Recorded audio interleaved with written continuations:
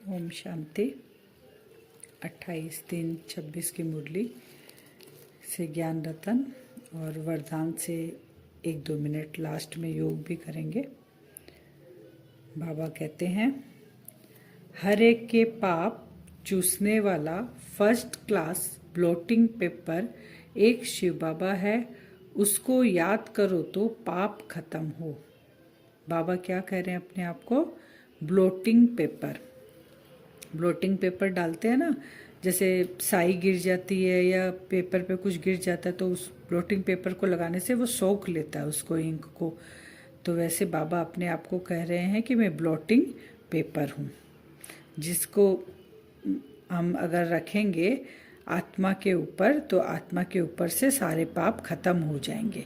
प्रश्न है, आत्मा पर सबसे गहरे दाग कौन से है, उसको मिटाने के लिए कौन सी मेहनत करूं? आत्मा पर देह अभिमान के बहुत गहरे दाग पड़े हुए हैं। घड़ी घड़ी किसी देहधारी के नाम रूप में फंस पड़ती है। बाप को याद न कर देहधारियों को याद करती रहती है। एक दो की दिल को दुख देती है। इस दाग को मिटाने के लिए देही अभिमानी बनने की मेहनत करो। क्या करना पड़ेगा? बाबा कह रहे हैं देह अभिमान में है तो हमें देही अभिमानी बनने की मेहनत करनी पड़ेगी। गीत आज का है, मुखड़ा देख ले प्राणी, किसमें? दिल दर्पण में। तो मीठे मीठे सभी सेंटर्स के बच्चों ने गीत सुना। अब अपने को देख लो कि कितने पुण्य और कितने पाप किए हैं। अब दिल दर्पण में हमको देखना है, मन के दर्पण में हमको देखना है। तो उसमें क्या देखना है कि हमने क्या पाप किए हैं, क्या पुण्य किया है, ये हमें खुद का देखना है। फिर बाबा कहते हैं कि साधु संत सब पतित पावन को पुकारते हैं। आत्मा में ही पाप भी है और आत्मा में ही पुण्य है। वह तो जन्म जन्म गंगा स्नान करते और ही पतित हुए हैं। पुकारते भी है एक तरफ, और फिर बाबा कहते गंगा स्नान करते हैं लेकिन पावन तो हुए नहीं, पतित ही हो रहे हैं साधु सन्यासी। तुम भी आत्मा बिंदी, बाप भी बिंदी, कहते हो सिर्फ मुझे याद करो तो तुम्हारे सारे पाप मिट जाएंगे। सबको यह राय देना है। क्या राय देना है? कि बाबा को याद करेंगे तो पाप कट जाएंगे। ये हमको सबको राय देना है। तो अच्छा है ना, यह भी वंडर है। जिनको राय देते हैं वह तो बाप को याद करने में लग जाते हैं, और राय देने वाले खुद याद नहीं करते हैं, इसलिए पाप कटते नहीं हैं। जो राय दे रहा है वो खुद ही याद नहीं कर रहा है। तो वही बाबा करें तो याद नहीं करेंगे। याद करने का तरीका एक ही है, विकर्म विनाश करने का तरीका एक ही है, बाबा को याद करना, नहीं तो पाप नहीं कटेंगे। भल तुम ज्ञान नदियां अनेक हो, लेकिन तुम सबको कहते हो कि एक को याद करो। वह एक ही पतित पावन है, उनकी बहुत महिमा है। वो एक कौन है?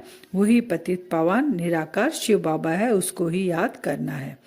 बाप तो सब बच्चों को देखते हैं ना, कहाँ अच्छे सर्विसेबल बच्चे रहते हैं।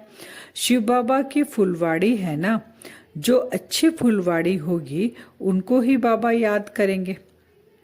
बाप जो दवाइयाँ देते हैं ये सबके लिए है, जो भी मिले उनको यही दवाई देनी है। तुम फादर पास जाना चाहते हो, परंतु आत्मा पतित है इसलिए जा नहीं सकते। पावन बनो तब जा सकते हैं। हे आत्माएं, मुझे याद करो तो मैं ले जाऊंगा, फिर सुख में तुम्हें वापस ले आऊंगा। तो कौन सी दवाई बाबा देते हैं? कि तुम मुझे याद करो। ये याद की दवाई है। जितना याद करेंगे खुशी का पारा चढ़ेगा।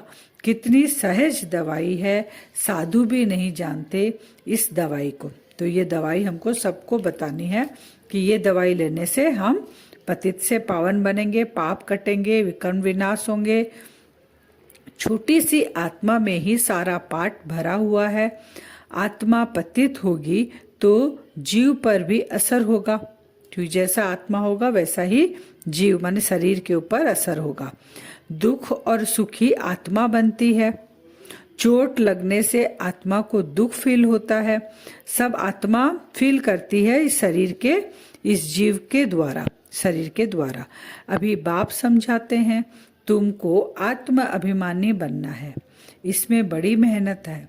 बाबा जानते हैं सब सच्ची दिल से जिस युक्ति से याद करना चाहिए कोई मुश्किल याद करता है। अब सच्ची दिल, सही दिल, तरीका, श्रीमत क्या है?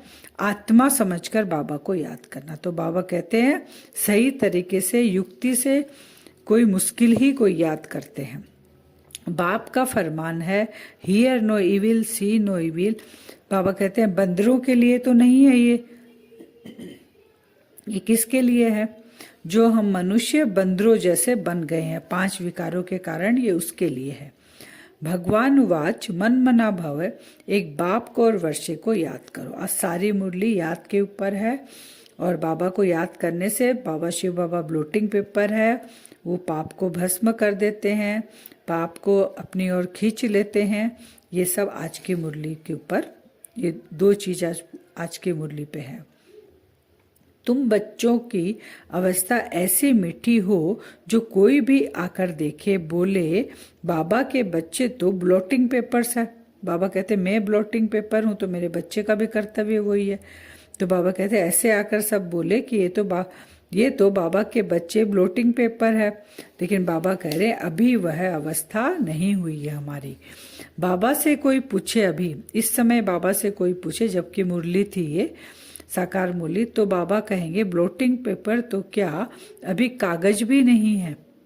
बाबा के पास रिपोर्ट आती है बाबा फलाने बहुत तंग करते हैं। अब ऐसे बच्चे बाबा के हैं जो एक दूसरे को तंग करते हैं, तो बाबा कहते हैं अभी तो कागज ही है। शिव बाबा तो सब कुछ जानता है, उनके पास सारा हिसाब किताब है। तभी तो बाबा आके सारा एक एक आत्मा का आदि मध्य अंत का राज बाबा के पास है, सब कुछ बाबा जानता है। तो बाबा के पास सारा हिसाब किताब है, यह बाबा भी बता सकते हैं, शक्ल से ही सब मालूम पड़ जाता है।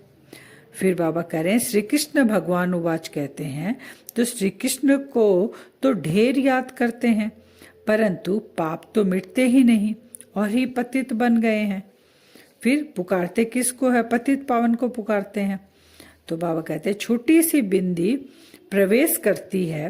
अब पतित पावन को पुकारेंगे तो वो तो आएगा ना अपने बच्चों को छुड़ाने। तो छोटी सी बिंदी प्रवेश करती है, छोटी सी बिंदी यानी शिव बाबा प्रवेश करते हैं, सब बिंदियों को कहते हैं, यानी सब आत्मा रूपी बच्चे को कहते हैं मामेकम याद करो। तो बाबा मामेकम याद करो, तो बाबा कैसे बोलेंगे? ऑर्गन्स द्वारा बोलते हैं। तो बाबा का तो ऑर्गन्स है नहीं, तो बाबा शरीर का आधार लेकर बाबा हमें ये ज्ञान सुनाते हैं और समझाते हैं कि मैं ब्लोटिंग पेपर हूँ, मुझे याद करो। फिर बाबा कहते हैं वरदान में कि अपनी श्रेष्ठता द्वारा नवीनता का झंडा लहराने वाले शक्ति स्वरूप भव। अपनी श्रेष्ठता द्वारा नवीनता का झंडा लहराने वाले शक्ति स्वरूप भव। शक्ति स्वरूप हम जब बनेंगे तो नवीनता का झंडा लहरेगा। तो अभी समय प्रमाण, समीपता के प्रमाण, शक्ति रूप का प्रभाव जब दूसरों पर डालेंगे तब अंतिम प्रत्यक्षता समीप ला सकेंगे। जैसे स्नेह और सहयोग को प्रत्यक्ष किया है, ऐसे सर्विस के आईने में शक्ति रूप का अनुभव कराओ। अब हमें क्या कराना है? शक्ति रूप का। अपने शक्ति स्वरूप से सर्वशक्तिमान बाप का साक्षात्कार कराओ।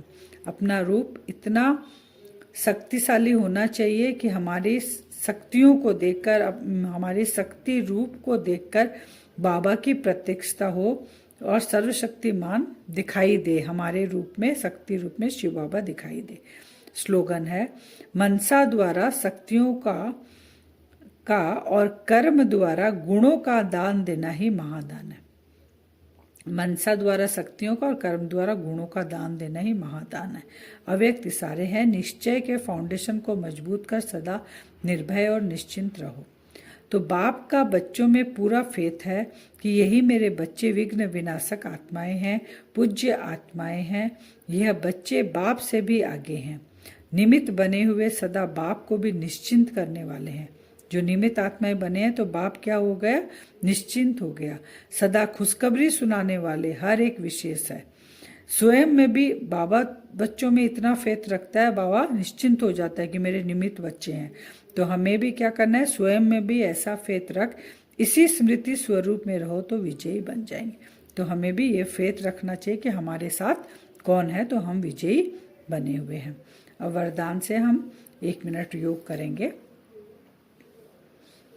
अपने आप को देखेंगे, दोनों आंखों के बीच में चमचमाती हुई मैं एक छोटी सी बिंदी आत्मा, मुझ आत्मा के पिता का स्वरूप भी बिंदी स्वरूप है। बाबा की लाइट परम धाम से मेरे ऊपर पड़ रही है। वो शक्तिशाली किरणें, वो सर्वशक्तिमान पिता की किरणें मुझ बिंदु स्वरूप आत्मा के ऊपर पड़ रही है। मैं आत्मा शक्तियों से भरपूर हो रही हूँ।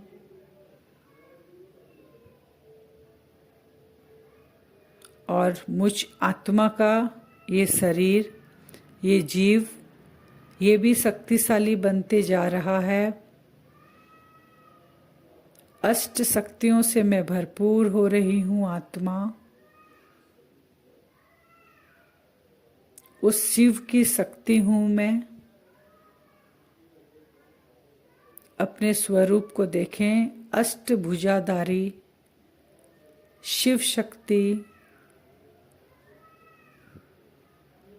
मुझे देखकर मेरे सामने जो भी आत्माएं आ रही हैं, मेरे अष्ट शक्तियों से साक्षात्कार कर रही है कि मैं ही वो शिव शक्ति हूँ।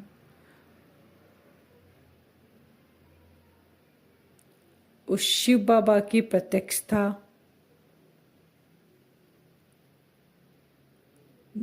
मुझ आत्मा के द्वारा अष्टभुजाधारी शिव शक्ति के द्वारा उस शिव का साक्षात्कार हो रहा है। अपने शक्तिशाली स्वरूप को विजुअलाइज करें। बाबा की लाइट मेरे ऊपर पड़ रही है। अष्ट शक्तियों से भरपूर हूँ मैं आत्मा। मुझसे साक्षात्कार हो रहा है शिव बाबा का। ओम शांति।